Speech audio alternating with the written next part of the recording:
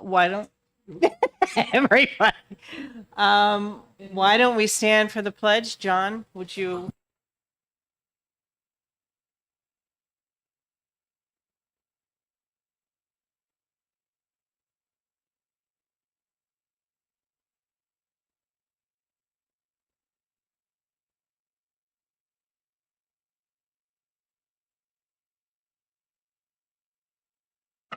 I could introduce it with the replace all amendment.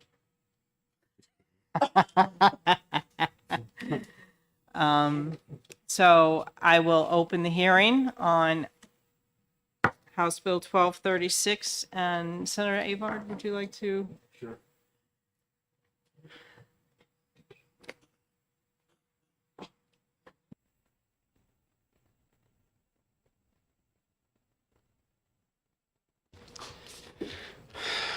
Thank you, Madam Chair. For the record, I'm Senator Avard, District 12, introducing with Representative Hunt, HB 1236. The bill basically is relative to the repealing the Commission on the Status of Health Coverage Markets for individuals and small employers and establishing pilot recruitment and retention programs within the Department of Health and Human Services. That is all. Thank you, Senator. I guess do we have any? So do we even know why this bill was put in? I think it needs an amendment. Huh?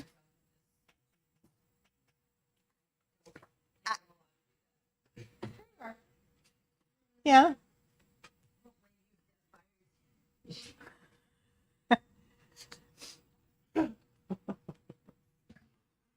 Kate Lippman, Majority Policy Director for the Senate. When I had a conversation with OLS on this bill, they said that they discovered the bill essentially doesn't do anything because the statute or what it's trying to repeal already doesn't exist Okay. or already doesn't exist anymore. At least that's what I was told by OLS when drafting the non-germane amendment. Is that why he's not here? Thank you. Right. Well done, Caitlin. Yep. Well done. Should we execute that way? And that is 1886. No. 1745. Ah. Okay. So what's the process? Do I close the hearing on? And then we're going to be in recess with them. So that's when we have to hear. Oh, right.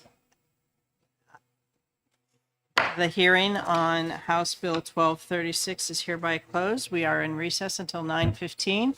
At that point, we will hear the non-germane amendment of 1745S. Thank you.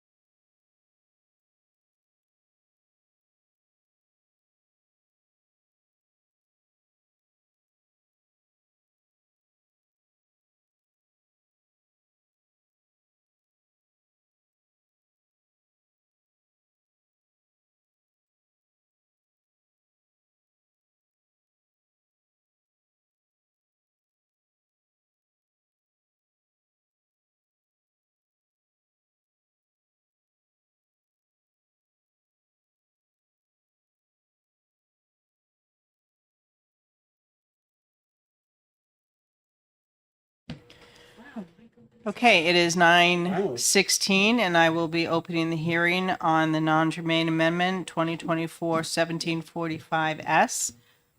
And I am the prime sponsor, so I will just announce it from here. This is basically from a request from the Department of Health and Human Services to for the recruitment and retention of employees within the Department of HHS. Basically, it's for, in conjunction with Hampstead Hospital, to be able to carry the employees from Hampstead Hospital that are there now once the new contractor takes over. And with that, I'll call up Nathan. I am not together. Welcome, Nathan.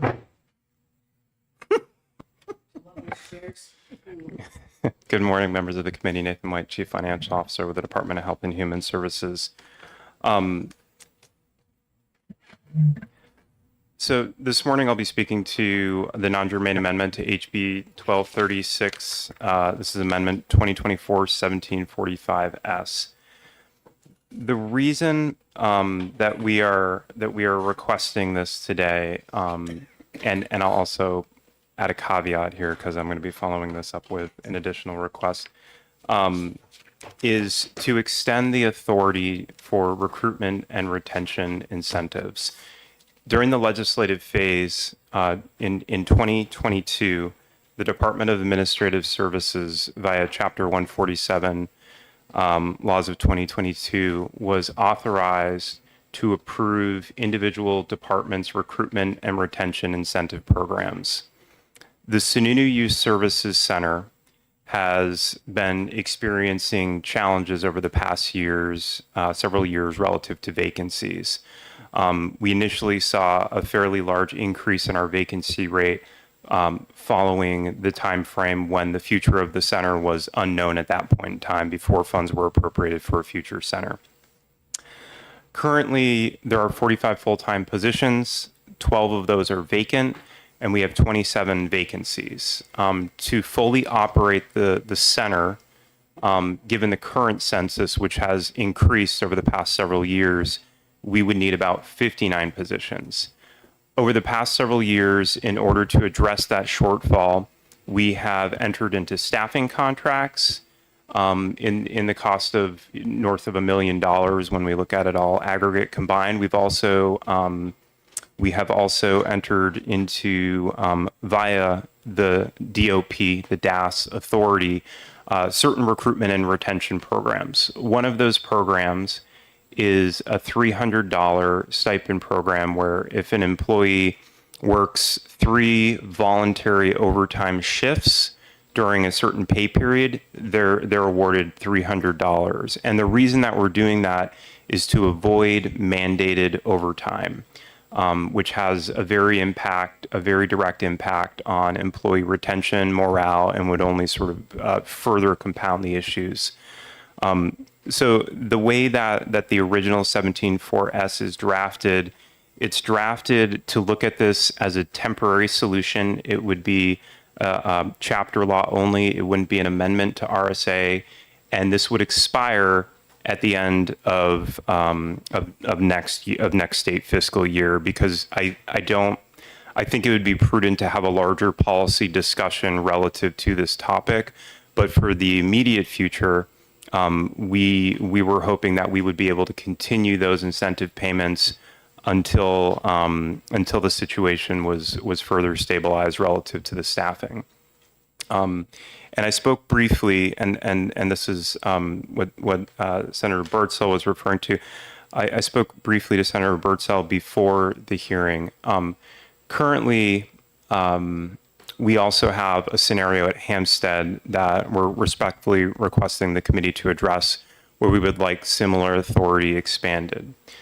Hampstead Hospital was acquired by the state on June 8th of 2022. We entered into a 2-year contract with WellPath. It had 0 renewal options to extend that contract. The reason we did that was to allow for the continuity of care at that time because we did not have the luxury and time to go out to bid.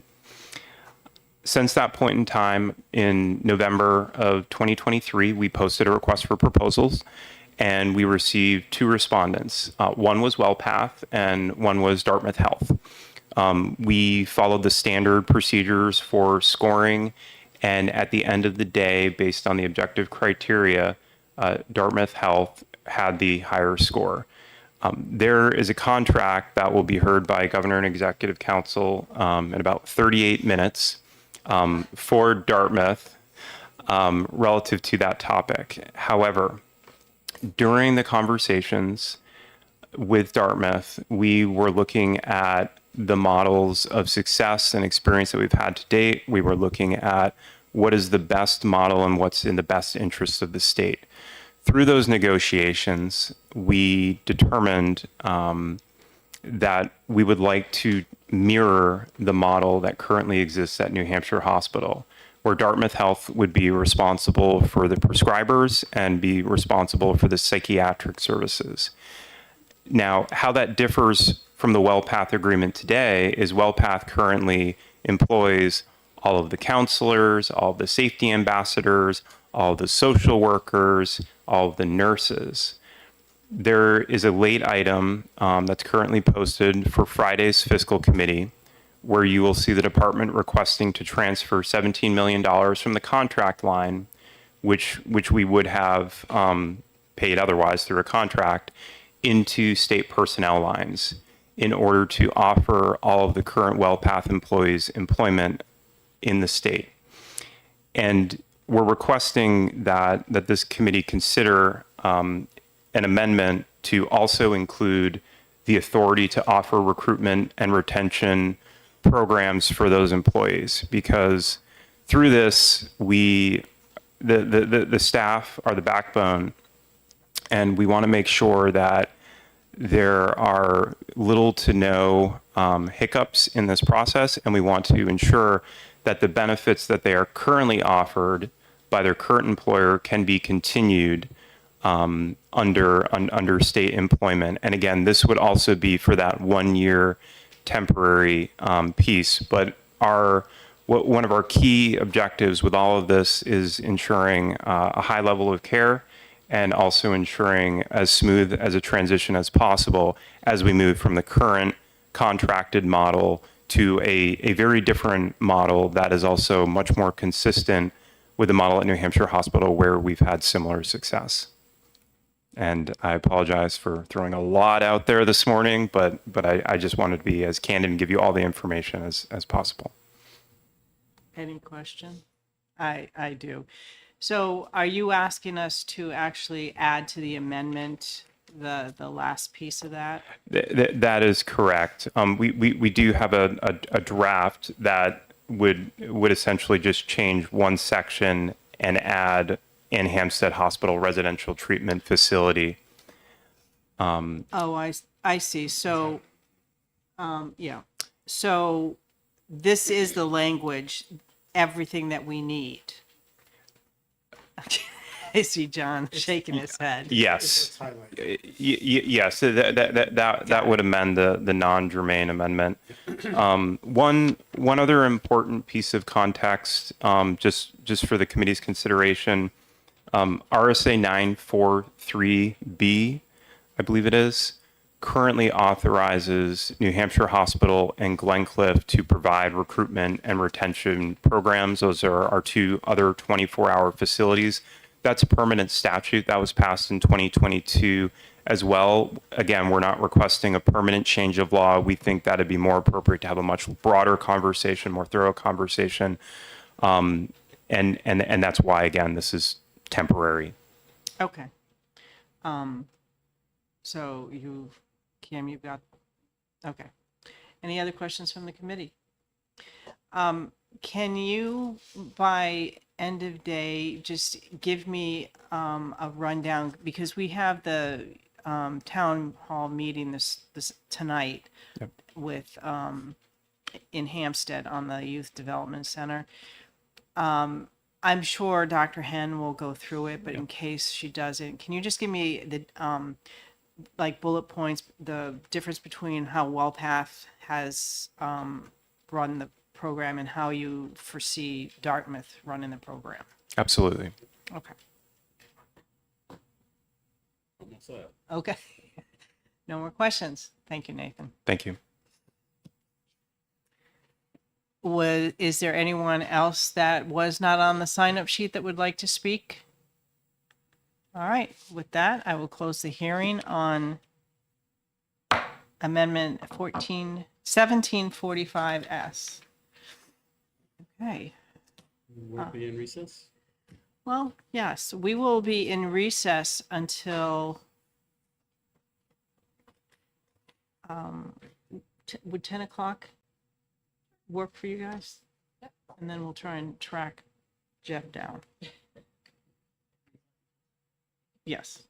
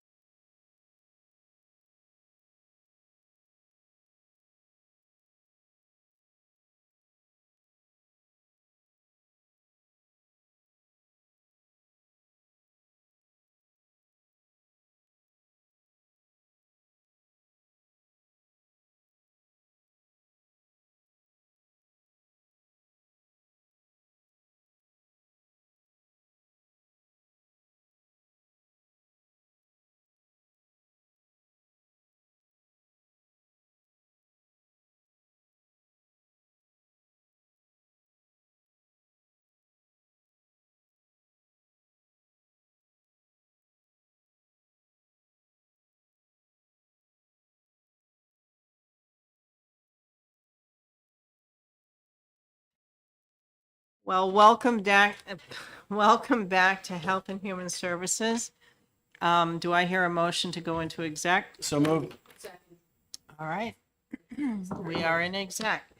We'll just go in numerical order, if that's okay. 10:28. Okay, I'll second for discussion purposes. There is an amendment. 18:9. We have two, we have one for you and one for you. Oh, pardon me. We have two in front of us, Senator, one from you and one from Bernardi. Representative Bernardi. So mine is probably the most updated. It has some changes that HHS wanted in it. Plus, we reduced the number of state reps from 6, I think, to 4. And then the HHS wanted a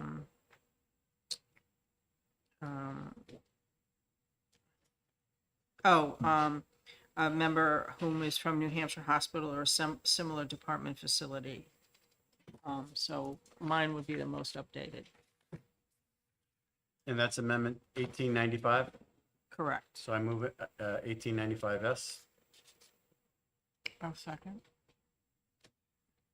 Madam Chair, do you want to just sort of take us through your thoughts about turning it into a commission? Well, this was an agreement from all sides. Okay, good. Because remember, there was a lot of consternation, and this was a decision that they got together. They decided they wanted a commission. However, we tweaked the commission with those. Okay. All right. Where are we? All in favor? All right. All those in favor of Amendment 1895, say aye. Aye. Opposed? Move out to pass as amended. Second? All those in favor of ought to pass as amended, say aye. Opposed? Consent? Second? Yep. All those in favor of consent, say aye. Aye. Opposed? Yep. All right. Senator Avard will take it out.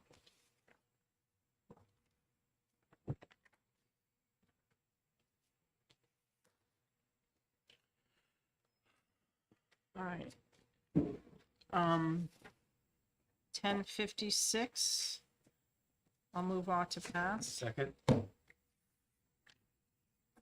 was introduced by a former member of the House. A now former member. But the prime sponsor is Representative D. Simone. So, and this was a bill brought on by the Special Committee on Child Care as Special Committee on Child Care.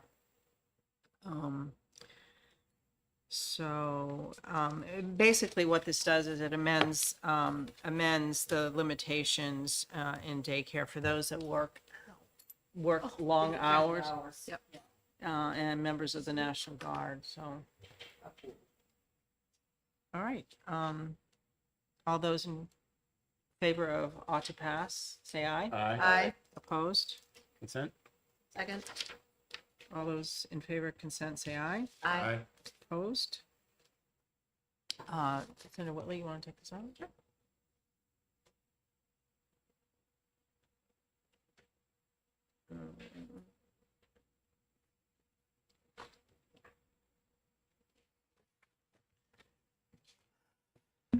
$10.81. Move out to pass. Second.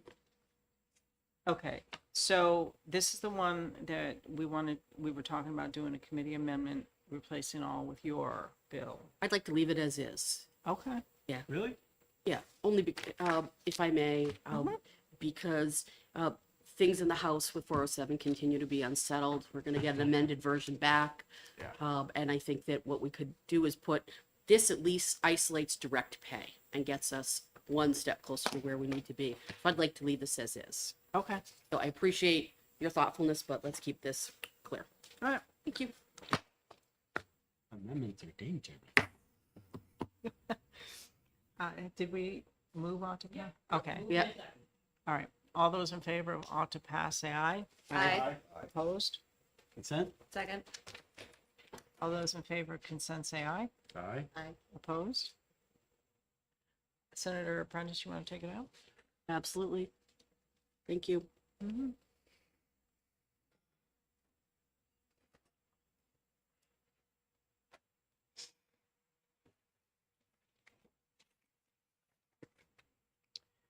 Ten 93. Move ITL. I'll second that. Okay. Is mandatory mass. All those in favor of ITL say aye. Aye. Aye. Opposed? Nay. Nay. I move on to pass. Second. All those in favor of ought to pass, say May I speak? So Yep. I'm not supporting this because I think we should just let the local school districts make these decisions. And there was a point in time during the, when we were reopening schools where both the governor and the commissioner of education said that. So I heard the story, I hear what some of the folks are saying that brought this forward, but I just think we ought to let them do their job. That's my opinion. That's why I'm not going to support this. Okay, thank you. I suspect the same thing will happen to this bill that happened the last time. So, just saying. Okay. all those in favor of ought to pass, say aye. Aye. Aye. Opposed? No. I'll take this one out.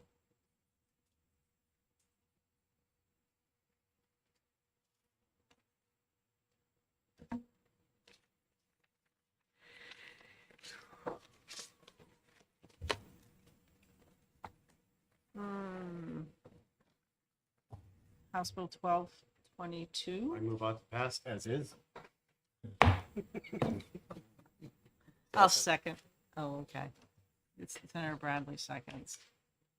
Discussion? Yep. So I've made it clear all along that I can't support it as is, but I have been working with the sponsor and different stakeholders to come up with a compromise because I'm not yet clear on exactly what the problem is. I have two different stories, or I shouldn't call them stories, two different cases that have been brought forward about where there may be barriers the genesis is different. And, I actually have a long-term working relationship actually observing the PA physician supervision, as well as there's been discussion about how nurse practitioners are already practicing independently and respect all of the parties. But I think that we would be smart to take a middle step here. So I'm going to vote against this as is, but I am actively working to find a way to to create a 2-year, basically a sunsetted waiver process. So if you can't get a collaborative agreement and you meet the requirement of the 8,000 hours, you have a clean license, maybe a few other things in there that you can actually apply to get a waiver to practice, while we then take that study committee that had already been proposed by Nagel and Merchant and Grody and attach that on so we can explore really the full scope of the PAs. We can see, is this really the problem that it is? How can we address this? What are the barriers? We might even be able to get into some of the reimbursement related issues, which we've dealt with on the MP side. So I think a good look at advanced practice practitioners is warranted. And that's why I will vote against this as is, but continue to work. And we're very close on language, and the stakeholders have been wonderful. Thank you. I think that is a rational compromise. I also talked to Representative Roachford last night. Here's the problem, and I would ask you to vote ought to pass. The parties have not negotiated. There hasn't been a lot of good faith. Not blaming anybody. Maybe it's my fault. I should have knocked heads earlier. Time is short. If some people think that the bill's going to pass easily or die, it lessens their willingness to compromise. If the 5 of us vote ought to pass today, I think that based on what you've said and what I've said, they can come in with a floor amendment compromise that survives the process back in the House and, with us too, obviously. And with the governor. So I think there's a lot at stake here for everybody. What I said in the hearing, everybody's playing winner take all. And it shouldn't work that way. But if it's, I think if we all speak with one voice, like cut the bleep and get this done, we have a better shot at getting it done. So I'd ask you to think about voting off the pass today. And I talked with my doctor yesterday because I had to. And I told her about this bill, and she says, I only hire PAs. I can't do without them. And then I said about this bill and about the independents and that we're considering this in New Hampshire, and she had a concern on her face. And I said, but we're going to require 8,000 hours, complete relief, absolutely. And I said, they still have to operate within the scope of their practice. You have to refer, doctor, to outside of things that aren't, whether I got to do this or that, you have to refer me. And she thought, no, it's a great idea because, we want to make sure that we don't limit the PAs in New Hampshire. We want to invite them. I think this is a good bill as is, but that's why I said I'd like to pass it, and if we need to do something later, that's fine. Can we take a 1-minute recess? Yeah, Oh, go I finish just your want to say thought. something. So, Senator Bradley, I appreciate your approach, and I'm going to take a 1-minute recess. And I think that the compromise that I'm leaning towards here is less of a winner take all, but more of like, how do we all get It is together? a compromise. Yeah, it is. Yeah, It is. absolutely. No, but what you said last week really struck home. Like, there's not many issues where we can't find a middle ground. I think this one particular committee has been very good at that. Now, that's something that I've appreciated. So that is why, on my off hours, as much as I can, I have been talking to people literally all over the state, trying to find a place where we can go. I have this experience in emergency medical services where we did a waiver-like process. So it put accountability, it put accountability in place, it put safety in place, it made sure that people met the requirements while things got worked out. So I've been there before and think that we can get there. That's all. And I agree with you, but I do think that we need to send a message that you need to get on board and you need to start working. Gotta have a big stick. Okay, if that's the stick, I'm fine with that. But if you we do can't that- get there, we can't get there. But I'm very Yeah, then it'll be a vote on the floor of on and ought to pass motion, and it'll be what it'll be. I don't think we need a recess. Okay, Sarah. Yeah, I'm good. I am good with the strategy, and I'll continue to work on it. Yeah, I think I can vote in support, being on the record that people need to just get together and come to compromise. So that makes a lot of sense to me. You still want to? We're gonna go in OTP. I'm gonna continue to, we're on the record for the process that I'm working on with the different stakeholders, and we'll turn this thing over and either be bringing forward a floor amendment that has us really in a winning position for all, or not. And that's, Okay, I'm committed to it. Thank you. thank you. Thanks We're for all showing your, your house how to do it right now. thanks for all your work on it. You are welcome. My pleasure.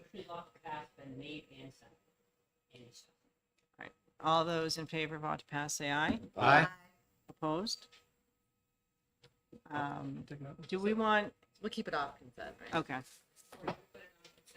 Just No, pull it no, up. No, because we're definitely gonna. We don't Yeah, want, it probably will have a debate regardless. If there's no amendment, no compromise, it'll have it. So we'd have to pull it off. So, Right. yeah, no consent. And I'll take it out.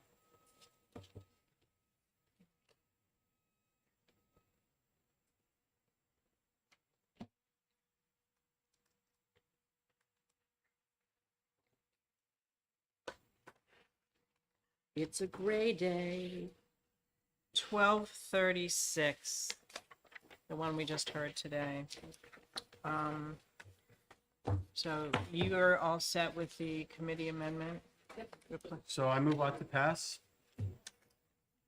I'll second for discussion purposes. Like to move an amendment to a committee amendment. Yep, so the committee amendment, which you all have in front of you, is getting rid of the original bill and replacing it with Senator Bertzold Amendment 1745S, adding the language for Hampstead Hospital Residential Treatment Facility that was requested by DHHS. Is there a second? Second. Okay. All those in Yeah, all those in favor of ought to pass as amended, say aye. No, the amendment. On the amendment, say aye. Aye. All those in favor of ought to pass, I move to pass as amended. Second. all those, I would never doubt you, Cam. All those in favor of ought to pass as amended, say aye. Aye. Opposed? Consent. All those in favor of consent, say aye. Aye. Opposed? I'll take this one out too.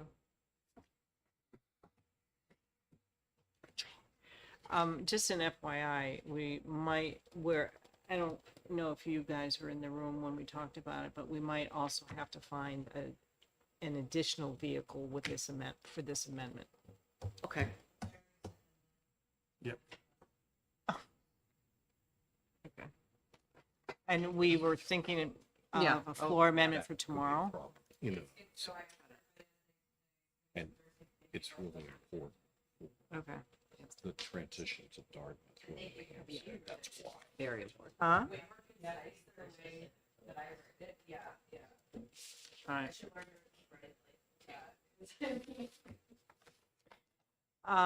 House Bill 1280, relative to informed consent and patients' rights. Ought to pass? No. No? Interim study? Move Interim study. Second.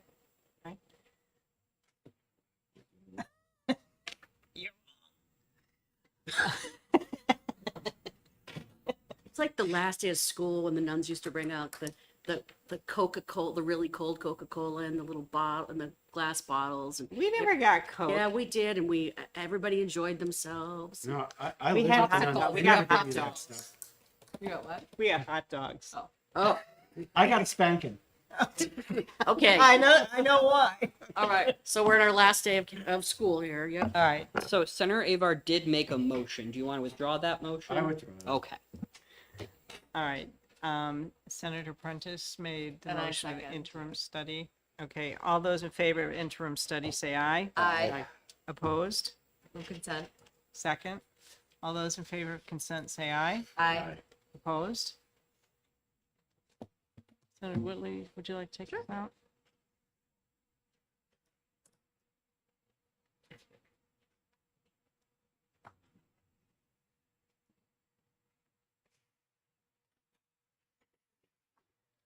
$13.65. I move on to pass. I'll second.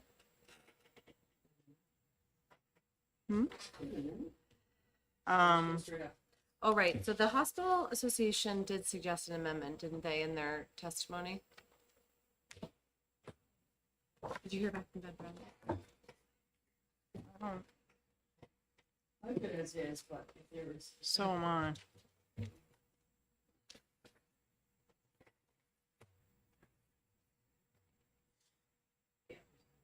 I don't see anything.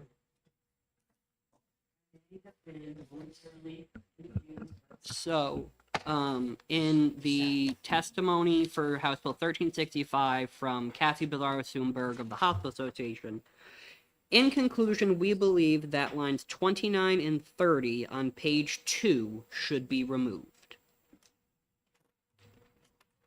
And for what reason?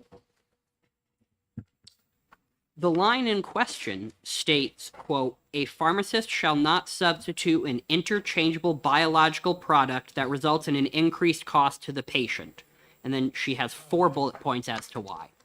First, we believe this language removes the pharmacist's ability to practice to the top of his or her license because it does not allow a pharmacist to exercise their professional judgment when making decisions to substitute an interchangeable biological product. It explicitly states that cost must drive a clinical decision. Second, there are many times when drug products could be out of stock or simply unavailable for an undetermined amount of time due to chronic drug shortages, so a substitution would be required for the patient to receive the required treatment. Lines 29 and 30 may inhibit the substitution for a biosimilar even if the prescribed drug is not available due to a drug shortage. Third, Among affected pharmacy settings, this bill affects the hospital inpatient setting, where substitution could end up being more expensive.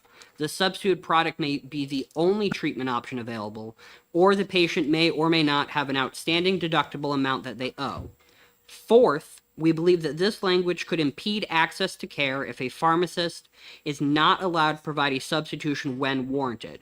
This one line contradicts what the law and this bill were intending, which is pharmacists should have the clinical autonomy to make these substitutions happen when necessary.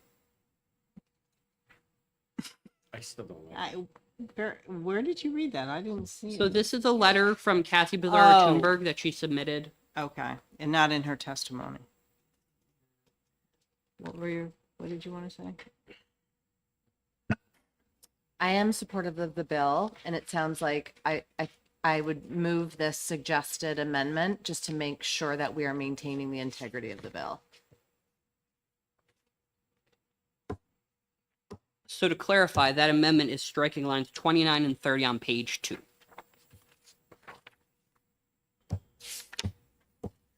The sentence that ends with reference Oh, I- biological product. Right? No. Roman numeral 8, a pharmacist shall not substitute an interchangeable biological product that results in an increased cost to the patient. On page 2. Yeah. Line 29 to 31. Yeah. Unless requested by the patient.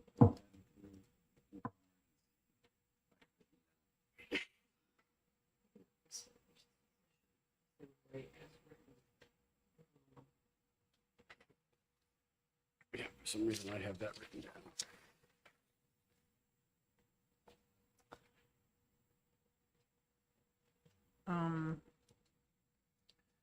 That's Hunt's bill. That's Hunt's, No, Gary, no. It's merchant's bill. no, but it's his amendment. Oh. That's interesting. And I have It was written Erica down- Leon and Gary Merchant. So the language that Senator Avar just referenced came from testimony from Bruce Berkey, representing the National Association Yeah. of Chain Drugstores. Right here. And Bruce Berkey had suggested adding on page 2, line 4, striking out "and the prescriber." Prescriber. And then on page 2, lines 29 and 30, adding at the end, "unless requested by the patient or in the matter of an emergency." Whereas Cassie Bizarro Thunberg recommended getting rid of that language entirely. Different interest. involved. Hmm? Madam Chair, can we have a 1-minute recess? Let me, yes. Oh, with me? Oh, okay. All right. Recess? 5 minute. We'll be back at 10:35.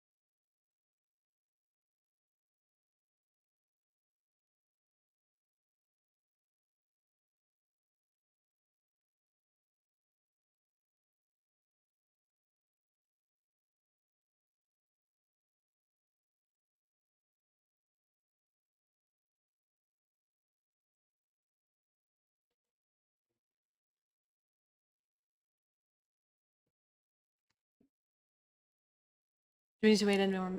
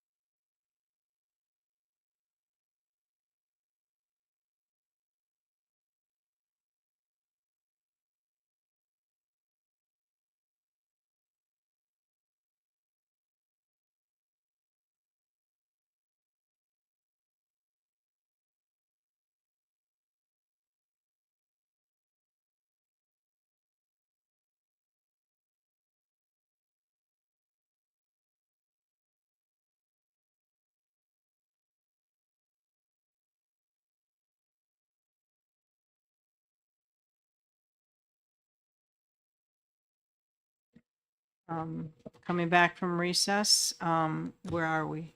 Senator Whitley moved a committee amendment. It wasn't seconded. I think she wants to withdraw. withdraw that and move on to pass. I'll second.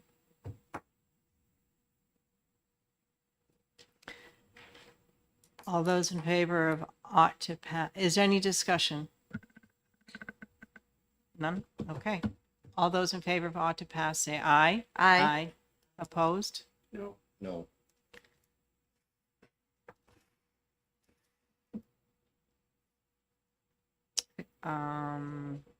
I'll take it out.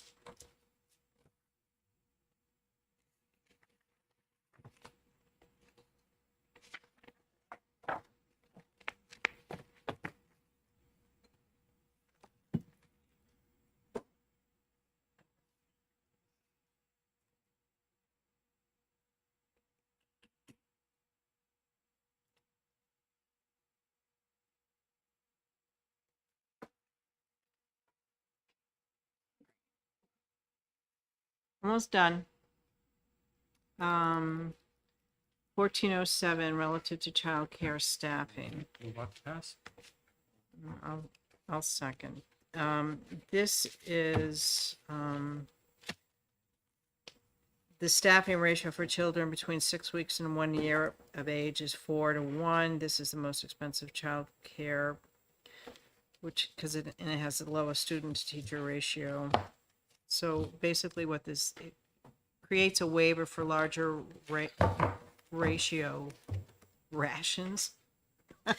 Madam Chair, I am fine with this. I think that the House did a lot of work on it to make sure we're balancing safety with making sure these folks can stay in business, making it into sort of a pilot test it out situation, and also they still have to go through HHS. Yep. So if there are any problems, HHS will be that backstop. So I can support it as amended by the House. Okay. Who's ought to? All those in favor of ought to pass, say aye. Aye. Opposed? Consent?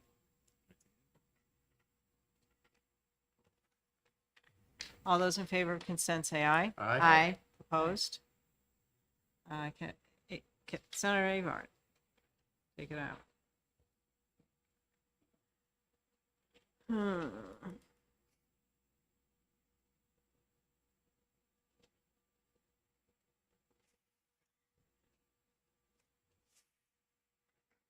$15.84. I'd like to move interim study and then speak to my motion. Is there a second? Yes. Okay.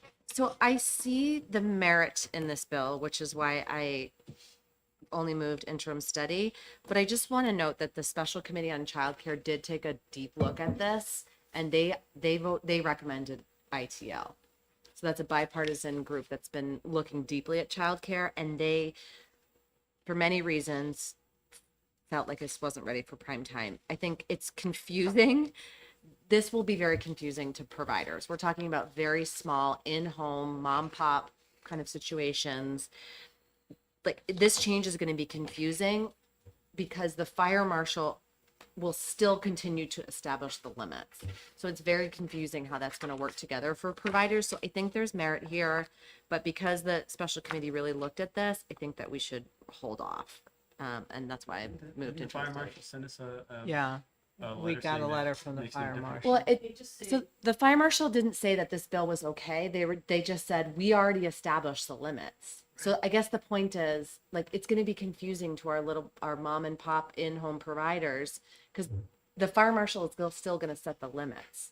And that's why I think the special committee on childcare voted to ITL this. So I think there's merit, which is why I propose an interim study instead. There's merit to it, but I think this is going to be very confusing to our very small providers, and they are already under a fair amount of regulation, even though they're just, I wouldn't even call them, small businesses. These are folks, family providers that are doing amazing work in our communities. I just don't want to create more confusion for them. I mean, I think it makes all the sense in the world to do this. I'm not sure why it would be confusing, and the fire marshal already has the authority to do what they need to do. So, given the fact that we do have a childcare crisis, this is one small regulatory step that can help alleviate that. And I hear that. I think we voted on 2 other bills that will actually have substantive, important changes that will help the regulatory. I think this is going to muddy it. And we heard the child care committee heard from providers that they don't want this. And that's why the child care committee ITL'd it. I mean, there's not strong support for this from providers. What did the child care committee ITL it if it passed? Flipped on the floor. Oh, What? The child care committee, they have been looking a lot, and they there are other regulatory changes that we just passed that they supported, but they did not support this. Oh, yeah. Inexpedient to let, well, no. Majority of the committee report, it was 5-4. So it was pretty close. So. All right. Right now we have ought to pass. no, No. the motion's interim study. Oh, I'm sorry. The motion is interim study. All those in favor of interim study say aye. Aye. Opposed? No. Nay. I move out to pass. All those in favor, any discussion? All those in favor of ought to pass say aye. Aye. Aye. Opposed? No. Okay. Senator Avard, you will be taking it out.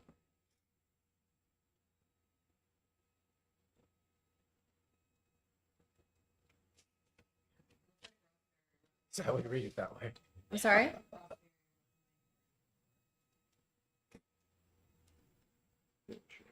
Oh, better? Yeah. All right. Because it could definitely be me.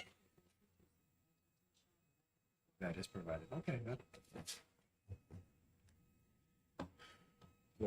It's another one? One more. 1604, relative to the use of electronic medical records. I move interim study. Any discussion? All those in favor of interim study say aye. Aye. Consent? Opposed? All those in favor of consent say aye. Aye. Opposed? Senator Whit, Prentice, you want to take this out? Yes.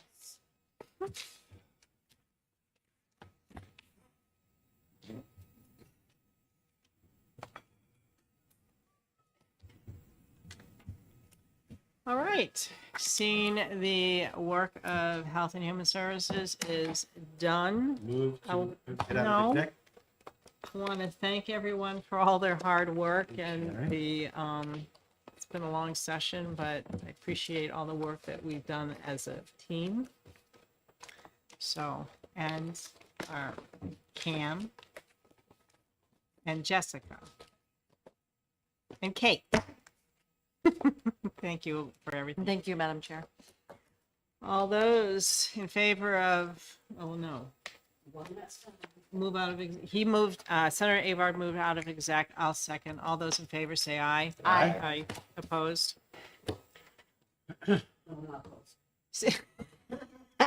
See you this afternoon.